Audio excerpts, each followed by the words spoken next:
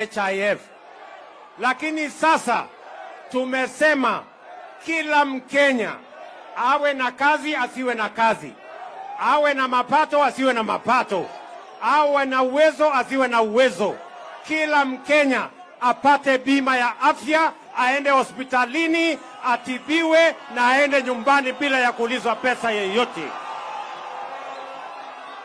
Watu wa Kisumu tunaelewana jameni? Mimi nawauliza, ni ungwana kwamba Mkenya mwingine anaweza kwenda hospitali akaambiwa aenda nyumbani kwa sababu hana uwezo wa kulipa? Sio ni dhulma? Na ndio tumesema under the new universal healthcare program every citizen of Kenya will access healthcare, and we are going to make sure those who cannot afford to pay, the government of Kenya is going to pay for them so that we can have equity and equality in the delivery of service. Na mimi nataka nishukuru Professor Anyang' Nyong'o. Hapa ndio tulianzisha mambo ya community health promoters.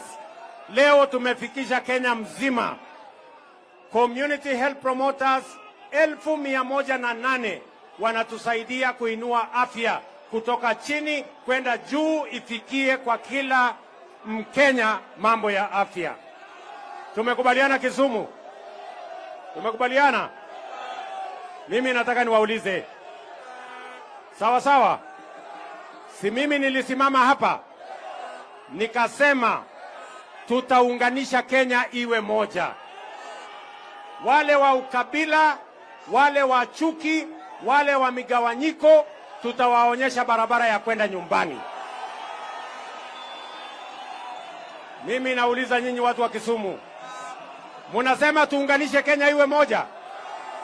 Munasema tuache ukabila na kutengana na chuki na migawanyiko, na wale wote wanaoshiriki ibada ya ukabila na chuki na migawanyiko waende wapi?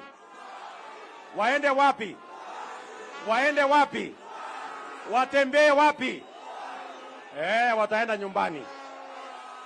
Mimi nataka niwaulize, nikiongea na nyinyi hapa saa hizi, si mimi nilikubali nikasema siku moja Agwambo alinisaidia.